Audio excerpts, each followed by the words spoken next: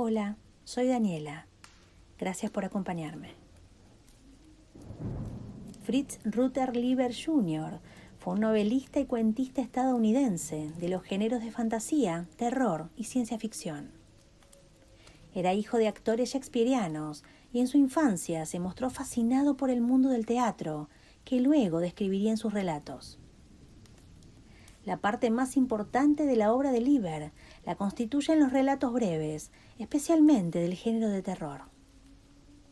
El autor se casó en 1936 con John Keel Stephens y tuvieron un hijo. La muerte de su mujer en 1969 lo llevó al alcoholismo. Lieber es considerado como uno de los precursores del relato urbano de terror moderno y estuvo muy influenciado por Lovecraft y Robert Graves en las 2 primeras décadas de su carrera. Este cuento relata la tenebrosa historia de Giles Nefandor, un astrónomo que descubre la presencia de una misteriosa e inquietante mujer, cubierta por un velo, en el reflejo de 2 espejos enfrentados, los cuales generan un flujo interminable de imágenes que se repiten. Cada vez que el reloj marca la medianoche, la mujer aparece más y más cerca de Giles en el reflejo.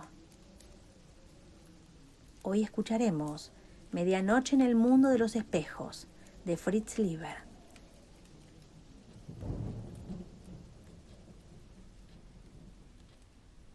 Cuando dieron las 2 en el reloj del piso de abajo, Giles Nefandor se miró en uno de los grandes espejos entre los cuales pasaba en su recorrido nocturno. Lo que vio lo hizo detenerse, parpadear y examinarlo más de cerca. Estaba 2 peldaños por encima del descanso, donde la araña de hierro se mecía por las ráfagas heladas del viento que se colaba por los marcos sin cristales. Se balanceaba como un péndulo, más lento y más salvaje que el del gran reloj que sonaba en el piso inferior. Al reflejarse los 2 espejos entre sí, Giles Nefandor veía una sucesión de imágenes de sí mismo, cada una más pequeña y más difusa que la anterior. Una hilera de reflejos alejándose hasta el infinito. Todas, excepto la octava, mostraba su rostro enjuto, aguileño. Una multitud de ojos lo miraban debajo del cabello negro, liso, brillante. Pero en el octavo reflejo el cabello estaba salvajemente alborotado y el rostro tenía un color verde ceniciento, con la mandíbula desencajada y los ojos desorbitados. Además, en el octavo reflejo no estaba solo. Detrás había una figura negra, con un brazo también negro extendido y posado sobre su hombro. Solo podía ver un extremo de la figura, pero estaba seguro de que era delgada. La expresión de horror de su rostro en aquel reflejo era tan intensa que instintivamente se cubrió la garganta con las manos. Todos los reflejos, desde los gigantes del tamaño natural hasta los ínfimos, reprodujeron ese gesto, menos el octavo. Sonó la 11ª campanada de medianoche.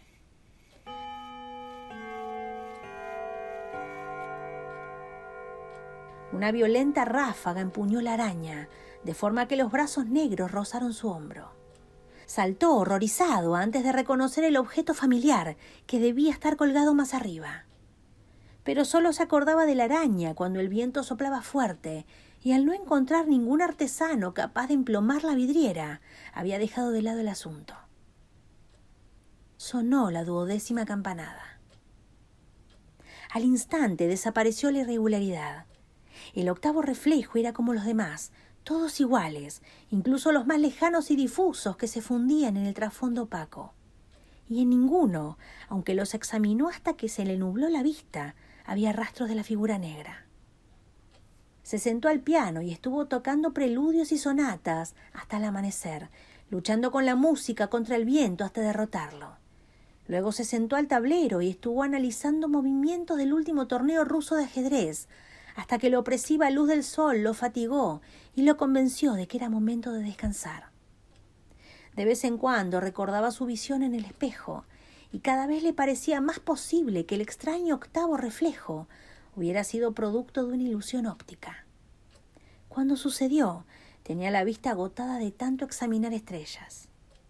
Además, la figura podía haber sido un reflejo secundario de su propia ropa oscura o de su corbata negra agitada por el viento, o de la misma araña en sus vaivenes. También las imperfecciones del espejo podían dar razón de la extraña visión. Tal vez el extraño aspecto de su rostro podía deberse a una mancha. Como toda la casona y como él mismo, el espejo estaba en franca decadencia. Se despertó con las primeras estrellas, temblorosas sobre el azul profundo del cielo, que señalaban su persona al amanecer. Casi había olvidado el incidente cuando se dispuso a salir a la cúpula y observar el firmamento. Tenía, se dio cuenta, un aspecto medieval. Estudió un doble difícil en Can Mayor y estuvo prácticamente seguro de haber visto un frente de gas pálido avanzando a través de la nebulosa de la cabeza de caballo. Finalmente cubrió los instrumentos y entró en la casa. La costumbre le llevó al piso de abajo y se puso frente a los espejos del rellano en el mismo minuto y segundo que la noche anterior. No había viento y la araña, con su asimétrica constelación de bombillas, colgaba inmóvil. No había sombras. Aparte de esto, todo estaba exactamente igual. Mientras en el reloj sonaban las 12, vio en el espejo exactamente lo mismo que había visto la noche anterior. Un pequeño rostro pálido y horrorizado y un brazo negro tocando su hombro o su cuello. Tal vez esa noche se veía un poco más de la figura negra, como si se asomase por el marco dorado. Solo que esta vez no era el octavo reflejo el que mostraba las irregularidades, sino el séptimo. Cuando la anormalidad se desvaneció con la 12ª campanada, le fue más difícil evitar que la mente se enfocara obsesivamente en el acontecimiento. Se sorprendió a sí mismo, buscando una explicación en términos de alucinación antes que de ilusión óptica. Porque una ilusión óptica que vuelve tan puntual 2 noches seguidas es difícil de creer. Pero también es extraña una alucinación que se recluye en uno solo de los reflejos. La esquiva maldad de la figura negra le impresionó más violentamente que la noche anterior. Una alucinación, o un fantasma, o un demonio, que se enfrenta cara a cara es otra cosa. Uno puede intentar pegarle, arañarle como un histérico, intentar darle puñetazos, pero un fantasma que se oculta en un espejo, tras muchas capas de grueso cristal, descargando su perversidad sobre la imagen impotente, eso suponía una astucia horripilante. De todo ello se deducía que había un ser que odiaba a Giles Nefandor. Aquella noche evitó al misterioso Scriabin y tocó solo piezas de rápido movimiento para baile de Mozart.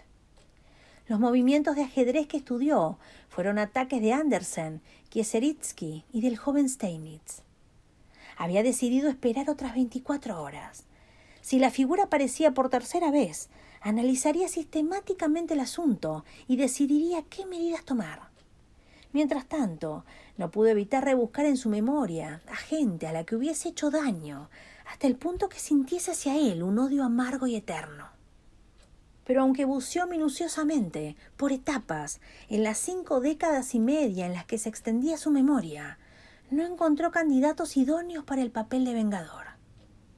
Era una persona tranquila, nunca había tenido que cometer delitos. Se había casado, había tenido hijos, se había divorciado, su mujer se había casado muy bien, sus hijos triunfaban en países lejanos, tenía bastante dinero para mantener su gran cuerpo y su gran casa, mientras ambos siguiesen en pie, y para permitirse sus pasiones por el arte más etéreo, la ciencia más antigua y el juego más insondable. ¿Rivales profesionales? Ya no participaba en torneos de ajedrez. Había limitado sus actividades en este sentido a algunas partidas por correspondencia. Ya no daba recitales de piano, y sus colaboraciones en publicaciones de astronomía eran pocas y no suscitaban polémicas. ¿Mujeres? Cuando se divorció, esperaba quedar libre para entablar nuevas relaciones, pero sus hábitos de soledad resultaron ser demasiado cómodos y enraizados, y nunca se había puesto a buscar. Tal vez su vanidad había temido el fracaso. En este punto intuyó un recuerdo hundido en su mente, como una seda oscura que se negaba a identificarse. ¿Algo sobre ajedrez? No, en realidad no había hecho gran cosa a nadie, ni bueno ni malo, concluyó. ¿Podía alguien odiarle por no hacer nada? ¿Podía odiarle lo suficiente para perseguir su imagen a través de espejos? Las preguntas martilleaban inútilmente su cerebro, mientras miraba a la reina negra de Kieserik, persiguiendo implacable al rey blanco de Andersen. La noche siguiente cronometró bien su descenso por las escaleras, utilizando el reloj de precisión de la cúpula. El resultado fue que el reloj de abajo había dado ya 5 campanadas cuando se situó sin aliento entre los espejos del descanso.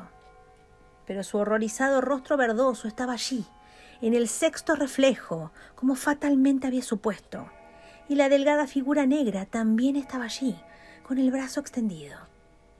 Ahora le pareció detectar que llevaba un velo o una gasa. No podía distinguir ninguno de sus rasgos, pero había un débil destello en el área de la cara, bastante parecido al frente de gas que había detectado una vez, cruzando la nebulosa de la cabeza de caballo. Aquella noche alteró completamente su rutina. No abrió el piano ni estudió a ningún ajedrecista. En lugar de ello, estuvo 1 hora acostado con los ojos cerrados para descansarlos, y luego pasó el resto de la noche y de la mañana investigando la reflexión en los espejos de las escaleras y en 2 algo más pequeños que montó en el salón y que inclinó algunos centímetros para obtener mejores resultados. Por entonces había hecho ya un buen número de descubrimientos interesantes. Ya antes le habían sorprendido los reflejos de reflejos, sobre todo en las escaleras, y se había divertido contemplándolos, pero nunca había pensado sistemáticamente en el asunto, y desde luego nunca lo había experimentado. Resultaron ser un pequeño campo de estudio fascinante, óptica de bolsillo, una ciencia en miniatura. De bolsillo no era un nombre tan inadecuado, puesto que para observar los fenómenos tenía que colocarse entre los 2 espejos. Aunque llegue usted a imaginárselo, debería ser capaz de hacer lo mismo. Merecería la pena probarlo. Cuando uno se sitúa entre 2 espejos casi paralelos, mirando a uno de ellos, ve primero el reflejo directo de su cara. A continuación, el reflejo de la nuca en el espejo que tiene a la espalda. Luego, ligeramente visible alrededor de estos 2, aparece el segundo reflejo de la cara. En realidad, se ven solo los bordes del pelo, las mejillas y las orejas. Luego el segundo reflejo de la nuca, y así sucesivamente. Como las cabezas van haciéndose más y más pequeñas, el rostro vuelve a hacerse visible en su totalidad, bastante pequeño y difuso. Esto quería decir que el 8.º reflejo que había visto la primera noche era en realidad el 15.º, puesto que había contado los reflejos de la cara, por lo que podía recordar, y entre cada 2 de estos se intercalaba un reflejo de la nuca. Este mundo de los espejos es fascinante, pensó, o los mundos, mejor dicho. Una serie de cortezas que le rodean a uno, como los globos de cristal de la astronomía tolemaica, que representaban las estrellas y planetas multiplicándose hasta el infinito, y los de una esfera reflejándose en la siguiente. Le intrigó la forma en que las cabezas se iban empequeñeciendo. Midió la distancia entre los 2 espejos de la escalera, 2,40 metros, y calculó que el 8.º reflejo de su rostro estaba por lo tanto a casi 35 metros de distancia, es decir, como si la escrutara desde una pequeña buhardilla del final de la calle. Estuvo casi tentado de subir al tejado y buscar con los prismáticos, pero puesto que se veía a sí mismo, el 8.º reflejo estaba a una distancia de 70 metros. Era delicioso pensar la enorme variedad de cosas que sus reflejos podrían hacer si cada uno tuviese poder para moverse independientemente en el diminuto mundo de esta corteza de cristal. Con todos estos doble corteza ocupados afanosamente, Giles Nefandor podría convertirse en el pianista más genial del mundo, el astrónomo con más conocimientos, el ajedrecista de más altura entre los grandes maestros. La idea casi reavivó sus muertas ambiciones, mientras el encanto de las especulaciones casi le hizo olvidar la amenaza de la figura negra que ya había visto 3 veces. Volviendo a la realidad, se puso a determinar cuántos de sus reflejos podía ver en la práctica y no en la teoría. Descubrió que incluso con la mejor iluminación, cambiando todas las bombillas de la araña, podría reconocer como mucho el 9.º o tal vez el 10.º reflejo de su rostro. Tras eso, su cara se convertía en una diminuta mancha de color gris ceniza irreconocible. Encontró también que era muy difícil contar los reflejos con precisión. 1 o 2 tenderían a perderse, o él perdería la cuenta en algún punto de la línea. Era más fácil contar los marcos dorados del espejo, puesto que se mantenían en una línea continua, como números dorados. Es más, el 10º reflejo de su cara, pongamos por caso, suponía contar 19 marcos, 10 pertenecientes al espejo que tenía enfrente y 9 del espejo de detrás. Se preguntó cómo podía haber estado seguro la primera noche de que era el 8º reflejo que había mostrado las desagradables irregularidades y los reflejos 7º y 6º las noches siguientes. Decidió que su mente alterada debía haber hecho una suposición aventurada y que seguramente, a pesar de la instantánea seguridad que había sentido, estaba equivocado. Esta vez pondría más atención y, de todas maneras, el 5º reflejo sería más fácil de determinar. Descubrió también que, aunque solo podía contar 10 reflejos de su rostro, podía distinguir 13 o tal vez 14 reflejos de un punto de luz, una linterna o la llama de una vela colocada junto a su mejilla. Era extraño. Estas diminutas llamas de vela se parecían a las estrellas vistas a través de un telescopio barato. Curioso. Estaba ansioso por contar más reflejos y hasta tomó los prismáticos y se puso a mirar el espejo con ellos, utilizando como punto de luz una vela encendida aplicada sobre el ocular derecho. Pero como había temido, esto no solucionó nada. El aumento eliminaba los puntos más distantes, de manera similar a lo que ocurría al utilizar un ocular demasiado potente en un telescopio pequeño. Pensó en poner y probar una vela sobre el periscopio, pero parecía un procedimiento demasiado elaborado y en todo caso ya era hora de irse a la cama. Casi mediodía. Se sentía de un humor desbordante. Por primera vez, desde hacía años, había encontrado algo en lo que interesarse. La reflectología podía no estar a la altura de la astronomía, la música o el ajedrez, pero era sin embargo una elegante ciencia menor. Y el mundo de los espejos era fascinante. Fue tal vez esta ansiedad la que le llevó a los espejos de la escalera la noche siguiente, varios segundos antes de que el reloj empezase a dar las 12.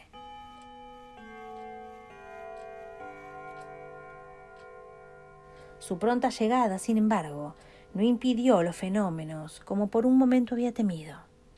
Empezaron con la primera campanada, y fuera lo que fuese lo sucedido las noches anteriores, sin lugar a dudas, el reflejo alterado aquella noche era el 5º.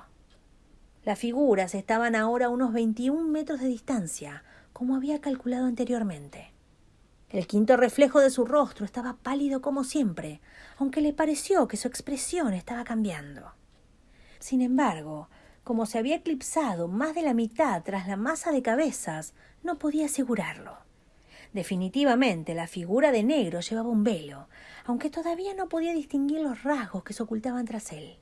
Sí, un velo, y guantes negros largos, uno de los cuales envolvía el brazo delgado que se extendía hacia su hombro. De repente se dio cuenta de que, a pesar de su altura, similar a la suya, era una figura de mujer. Al hacer este descubrimiento, una ráfaga de miedo difícil de entender le sacudió. Como en la segunda noche, quiso golpear a aquella figura para demostrar su insubstancialidad. Golpear el cristal, pero ¿tendría efecto en una figura que se encontraba a 21 metros de distancia? Al romper el cristal, rompería las 9 capas que, según sus cálculos, todavía le separaban de las figuras del mundo de los espejos. Tal vez sí. Y entonces la negra figura del mundo de los espejos vendría directamente a él, ahora. En cualquier caso, si la figura del velo continuaba acercándose, estaría con él dentro de 5 noches. Tal vez, si rompía el cristal ahora, lo único que lograría sería acabar con los fenómenos horripilantes y fascinantes, detener a la figura para siempre. ¿Pero lo deseaba realmente? Mientras se lo preguntaba, llegó la 12ª campanada, y la dama negra del 5º reflejo se desvaneció.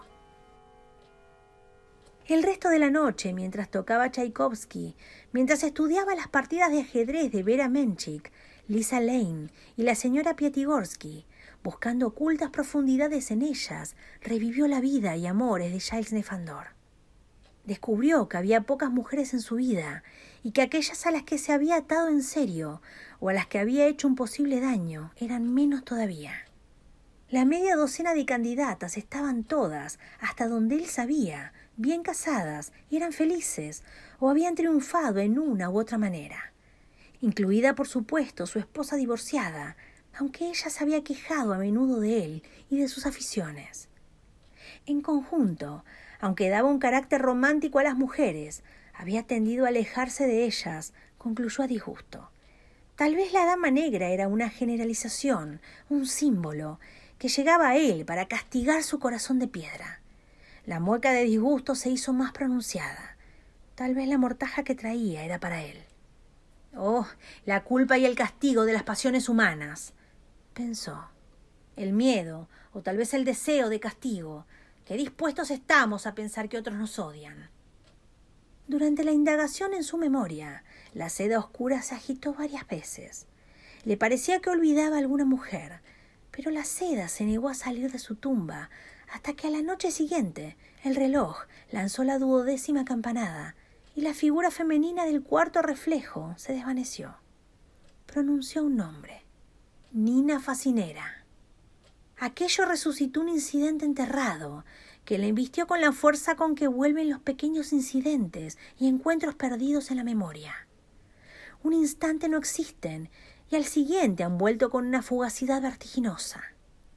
Había sucedido hacía 10 años, por lo menos 6 antes de su divorcio, y solo había visto a la señorita Facinera una vez. Era una mujer alta y delgada de pelo negro, rasgos intrépidos y aguileños, ojos ligeramente saltones y labios largos y delgados que la fina punta de su lengua estaba siempre humedeciendo. Su voz era ronca, aunque rápida. Se movía con una gracia nerviosa de pantera, de forma que su vestido de seda pesada asfixiaba el contacto con su cuerpo escuálido. Nina Facinera había acudido a él, ahí en su casa, con el pretexto de pedirle consejo acerca de la conveniencia de matricularse en una escuela de piano situada al otro lado de la ciudad. Era también actriz, le había dicho, pero él dedujo que no había trabajado mucho en los últimos años. Pensó que no debía tener muchos menos años que él. El azabache de su cabello teñido, la suave tersura de su rostro, sus jóvenes energías, producto de una tremenda voluntad. En suma, una especie de impostora. Sus conocimientos de piano, rudimentarios. Sus actuaciones, unas cuantas funciones de verano y papeles secundarios en Broadway. Pero una impostora valerosa y elegante. Pronto dejó en claro que tenía más interés en él que en sus consejos y que estaba dispuesta, alerta, en guardia, peligrosa aunque responsable, a tener una aventura con él, citándose para comer una semana después o allí y entonces en aquel instante. Había sido, recordó, como si un duelista hubiese cruzado, ligera pero rápidamente, sus mejillas y sus labios con un cuero fino e insensible. Ah, sí, ella llevaba guantes, recordó de golpe. Guantes de color verde oscuro ribeteados de amarillo, del mismo tono que el vestido de seda. Se había sentido muy atraído hacia ella, pero acababa de reconciliarse con su mujer, quizá por 12ª vez, y sentía hacia Nina Facinera una avidez, una locura y sobre todo una desesperación casi psicótica que le había asustado, o por lo menos le había puesto muy en guardia. Se recordó a sí mismo preguntándose si estaría drogada. Así que había rechazado todos sus retos, cortésmente pero con frialdad, con una obstinación infinita que al final se había convertido en burlas. Le había acompañado a la puerta y se la había cerrado en las narices. Al día siguiente, leía en el periódico la noticia de su suicidio. Por eso había olvidado el incidente, decidió. Se había sentido terriblemente culpable. No es que pensase que tenía un encanto fatal y que una mujer pudiese morir porque él la rechazara, sino que seguramente él había significado la última carta de Nina Facinera con el destino, e inconsciente de lo que estaba en juego, le había dicho fríamente: «Ha perdido usted». Pero había algo más que olvidaba, algo relacionado con su muerte y que su muerte había suprimido más fieramente. Mirando inquieto a su alrededor, se abalanzó sobre el rellano y bajó rápidamente el resto de los peldaños. Acababa de recordar que había recortado la noticia de su muerte de un periódico sensacionalista y pasó el resto de la noche rebuscando entre sus papeles archivados. Cerca del amanecer lo encontró. Un papel amarillento de bordes desgarrados, hundido en una de las copias de los nocturnos de Chopin. Una ex actriz de Broadway se viste para su propio funeral. Anoche, la encantadora Nina Facinera, que actuó en Broadway hace 3 años, se suicidó ahorcándose en la habitación que tenía alquilada en el número 1738 de Waverly Place, distrito de Edgemont, informó el sargento de policía Ben Davidow. Sobre su armario se encontró un monedero con 87 centavos. No dejó ninguna nota ni diario.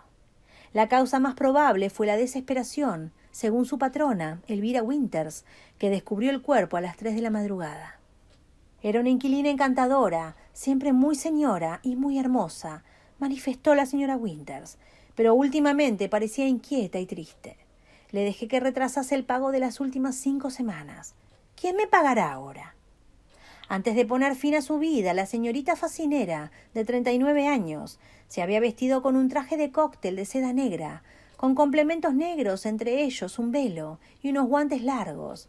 Había abierto las persianas y encendido todas las luces de la habitación. Fue el brillo de estas luces a través de la puerta de cristal lo que hizo que la señora Winters entrase en la pequeña habitación con una llave duplicada al no obtener respuesta en sus llamadas. Vio el cuerpo de la señorita Facinera colgado del gancho de la lámpara con un trozo de cuerda. Cerca de él había una silla tumbada. En el asiento de plástico, el sargento Davidow encontró señales que coinciden con los tacones de la actriz. El doctor Leonard Bellstrom, que examinó el cuerpo, calculó que había muerto unas 4 horas antes, es decir, a las 12. Estaba colgada entre el gran espejo del armario y el de la cómoda, declaró la señora Winters.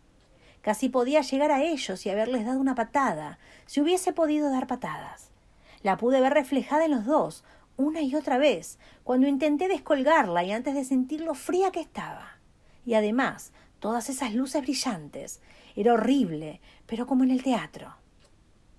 Cuando Giles Nefandor terminó de leer el recorte, asintió 2 veces y frunció el entrecejo. Sacó unos mapas de la ciudad y sus alrededores.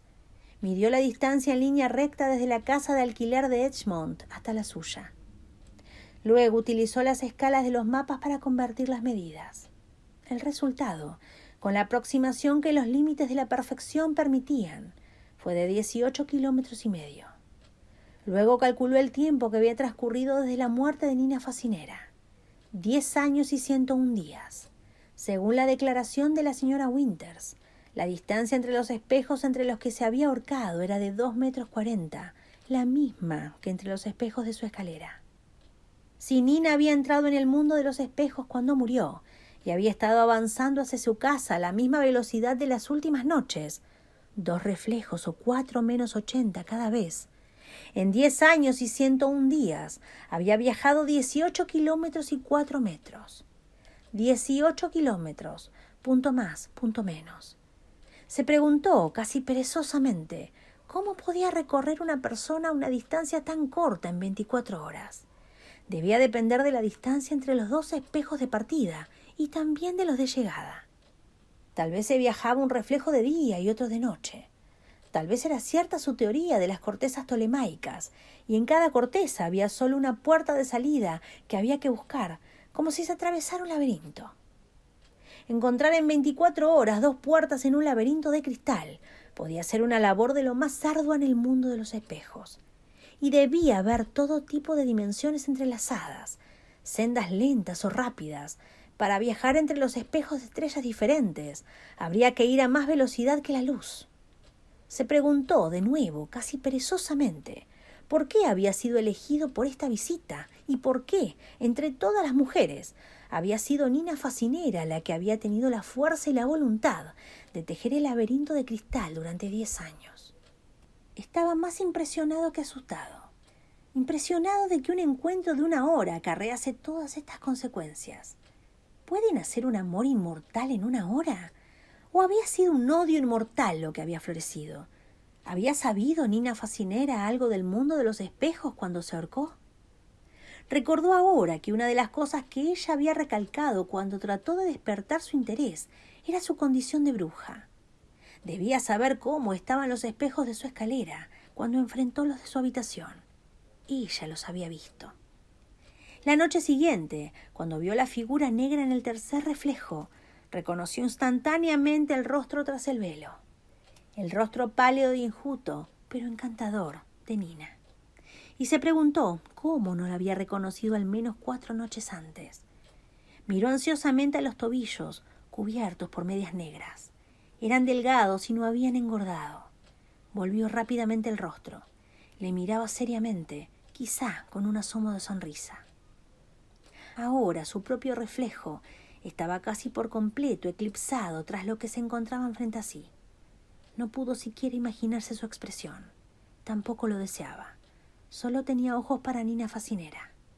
Le pesaban los años de soledad no percibido. Se dio cuenta de la desesperación con que había deseado que alguien le buscase. El reloj siguió tocando, marcando sin piedad el tiempo perdido para siempre. Ahora supo que amaba a Nina Facinera, que la había amado desde la única hora en que se vieron. Por eso nunca se había ido de esta casa podrida. Había preparado su mente para el mundo de los espejos con partidas de ajedrez, con telegramas musicales y con las estrellas. Excepto el color y el velo, llevaba el mismo vestido que en aquellos fatídicos 60 minutos. Solo con que se hubiera movido, pensó, habría oído el siseo de la seda pesada a través de las 5 capas de cristal que quedaban. Solo con que aquella sonrisa se hiciera más concreta. Sonó la 12ª campanada.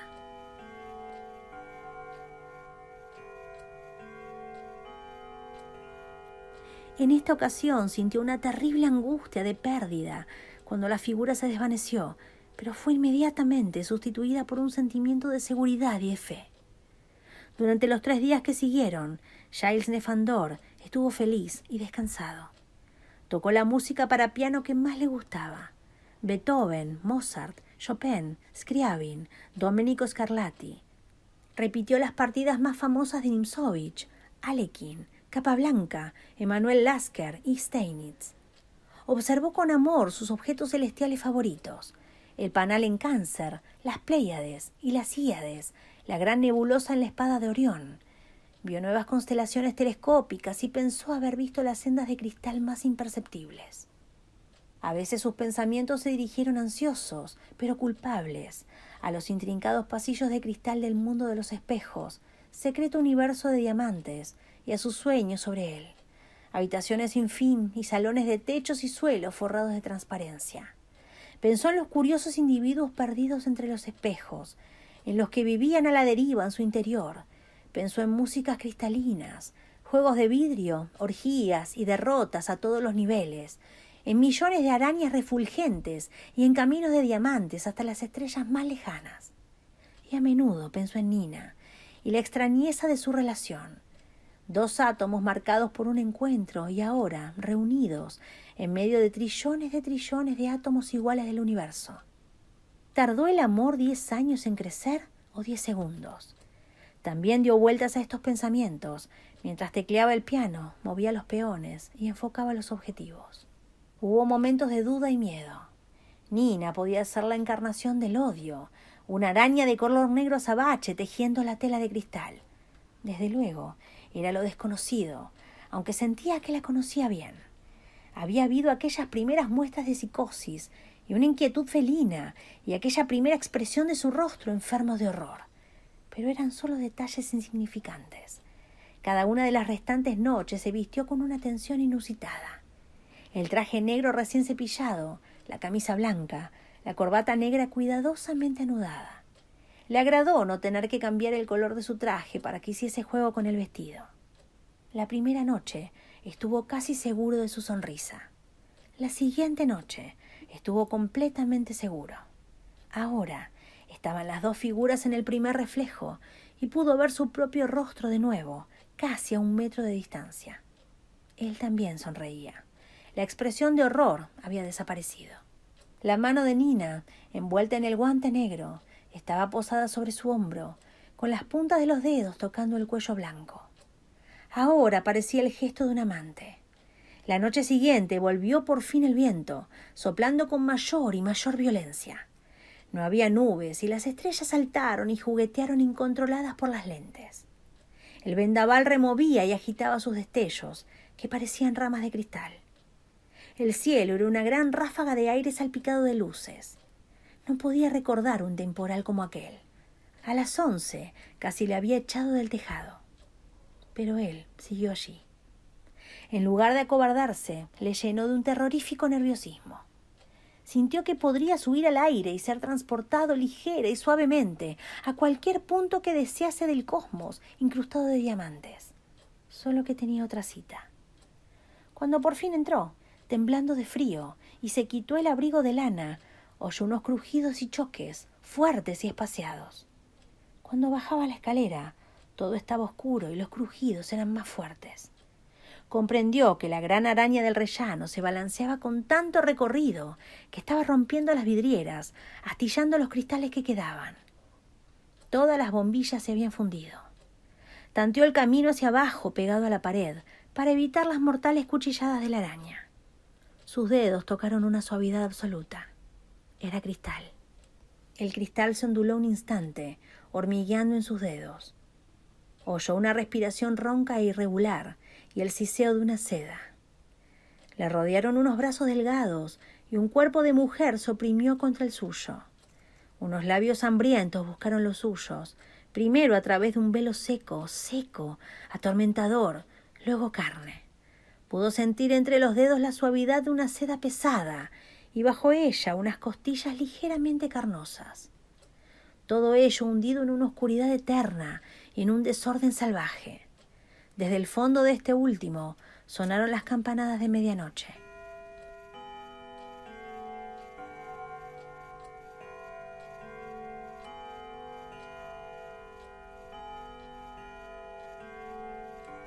Una mano subió por su espalda y unos dedos enguantados rodearon su cuello. Cuando sonaron las últimas campanadas, uno de los dedos se puso cruelmente rígido y tenso y se hundió bajo el cuello de la camisa, atrapando la corbata como con un gancho. Le levantó. Un dolor terrible estalló en la base de su cuello. Luego los estallidos le desbordaron. 4 días más tarde, el policía que patrullaba tras la verja encontraba el cuerpo de Giles Nefandor, a quien conocía de vista, pero nunca en una vista como aquella, colgado de la araña de hierro forjado, sobre un rellano nevado de fragmentos de cristal. Hubiesen sido más de 4 si un ajedrecista de la ciudad, que jugaba una partida por correspondencia con el famoso Anacoreta, no hubiese alertado a la policía al no obtener respuesta a su última postal, enviada hacía 10 días.